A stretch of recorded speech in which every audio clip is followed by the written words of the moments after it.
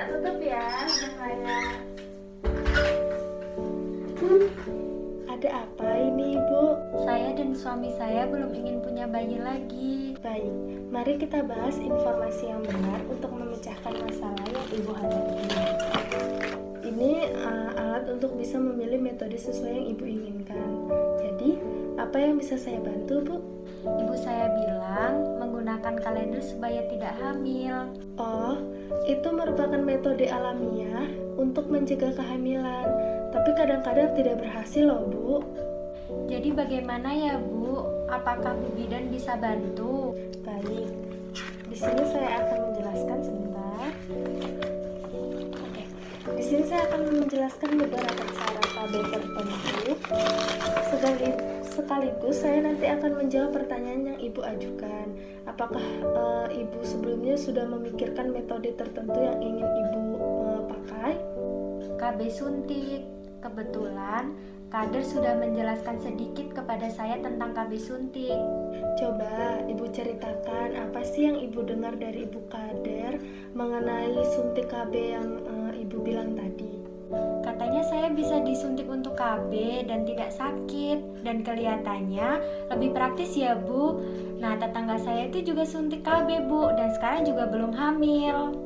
Benar, suntik KB penggunaannya sangat mudah dan praktis, tetapi hanya dapat digunakan dalam jangka waktu tertentu, sehingga Ibu harus kembali ke klinik untuk disuntik kembali. Oh, begitu ya, Bu. Nggak apa-apa, Bu. Nanti saya sekalian untuk kontrol bayi saya.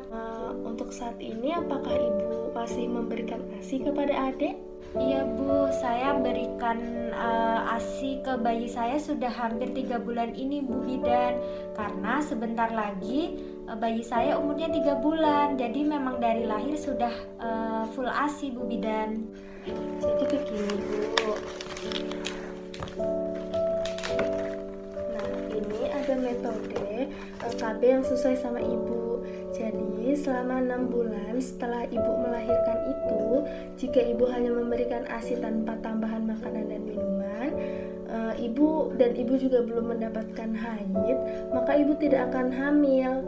Apakah Ibu ingin tahu lebih banyak mengenai metode yang saya tunjukkan ini? Tidak, Bu Bidan.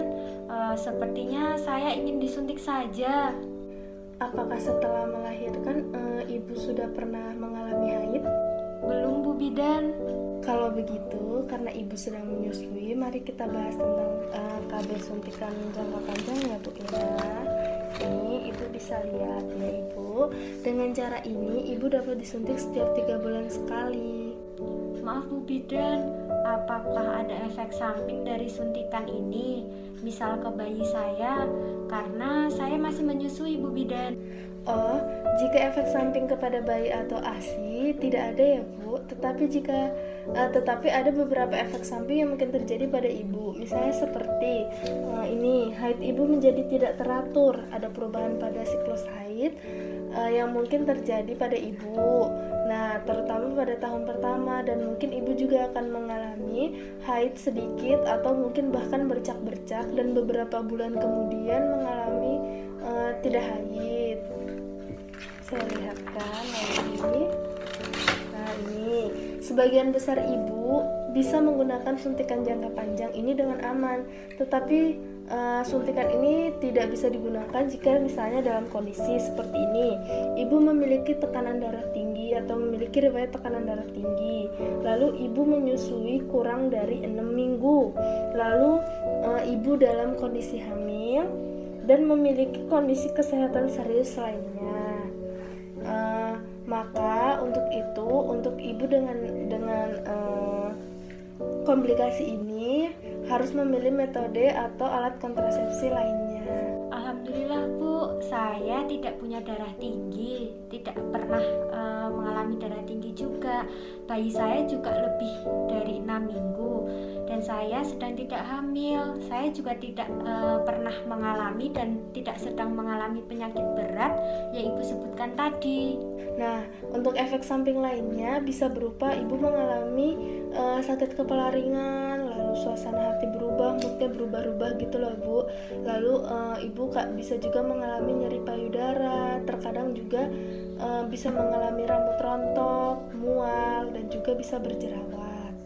Iya, nggak apa-apa Bu Bidan, nanti dibandingin saya hamil lagi payah Bu Bidan. Saya rasa tidak Bu, terima kasih. Nah, kalau begitu, benar. Hari ini Ibu sudah mulai mendapatkan suntikan 3 bulan ya Ibu ya, suntikan jangka panjang.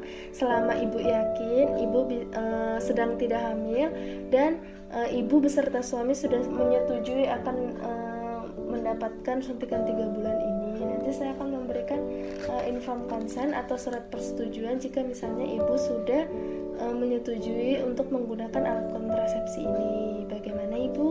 Iya Bu, kebetulan saya sudah izin dengan suami saya terlebih dahulu dan alhamdulillahnya suami saya setuju dan sudah menyerahkan masalah KB itu kepada saya. Tetapi sebelumnya di sini saya akan menjelaskan mengenai perlindungan ganda ya Ibu ya. Sebentar Pak bukain.